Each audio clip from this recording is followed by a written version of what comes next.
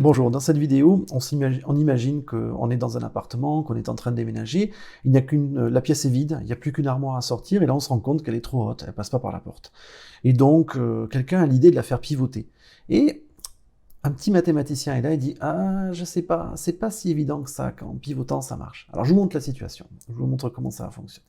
Alors là c'est mon appartement, enfin c'est un appartement à vider, l'armoire est posée, et en fait l'idée de la personne en question c'est de faire pivoter mon armoire comme ça, de manière à pouvoir la faire passer dans cette position-là par la porte. Là, si on arrive à la mettre dans cette position-là, c'est clair, l'armoire passera par la porte.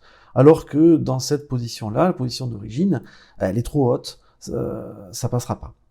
Bon, et au moment où on commence à basculer, il y a quelqu'un qui dit « Ah, attendez, regardez, si jamais je déplace, on voit la trajectoire du point là, hein, en pointillé, dans l'espace, et donc c'est un cercle, c'est un arc de cercle, qui va monter puis descendre. » La question qui se pose, c'est est-ce qu'au sommet de cet arc, on n'a pas dépassé le plafond? C'est-à-dire, est-ce que l'armoire n'a pas, un peu avant, tapé le plafond et va racler contre le plafond en abîmant tout?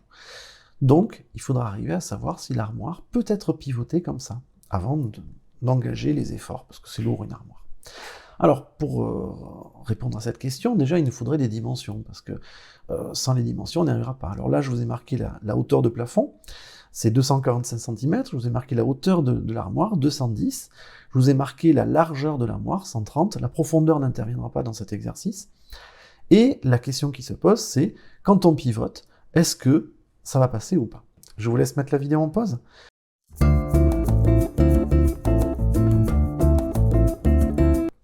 Alors, déjà, ce que je vais faire, c'est que je vais trouver un moyen de mathématiser tout ça.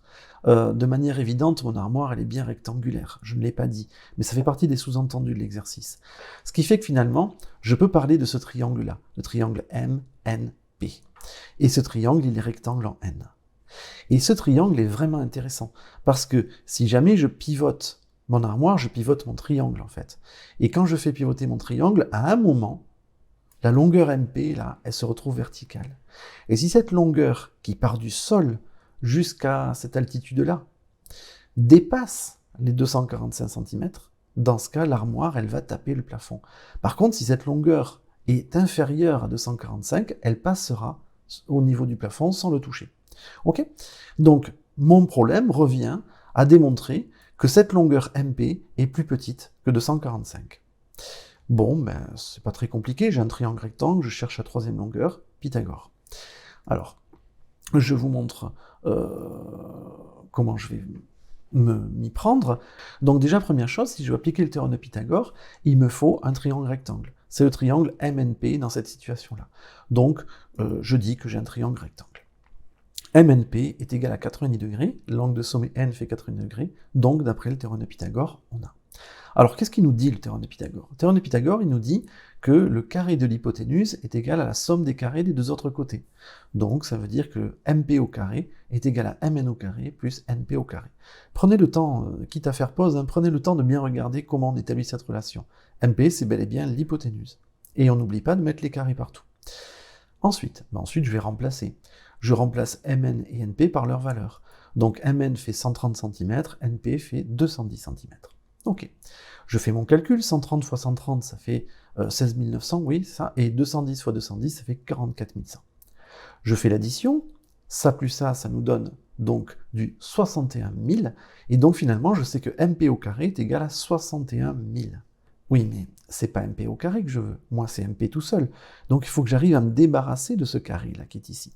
Pour ça, on l'a vu dans la vidéo sur les racines carrées, je vous mets le lien, on prend la racine carrée à gauche et à droite, ce qui me donne finalement que MP est égal à racine carrée de 61 000.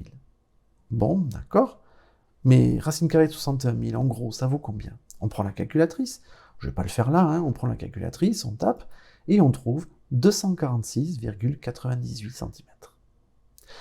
Ah, mais ça, c'est plus que 245, en fait. C'est-à-dire qu'en fait, MP est supérieur à 245 cm. Et donc, l'armoire va bel et bien toucher le plafond. Nous avons la réponse à notre question. Lorsque nous allons pivoter notre armoire, elle va toucher le plafond, alors pas de beaucoup, hein, de 2 centimètres, un peu moins de 2 centimètres, mais ça suffit, hein, ça va racler, on ne pourra pas le faire. Bon, j'espère que cette vidéo vous aura été utile, c'est une application de Pythagore qui est classique, hein, on le voit assez souvent dans des exercices, et donc retenez la méthode, et j'espère que ça vous aura bien plu. À bientôt, au revoir.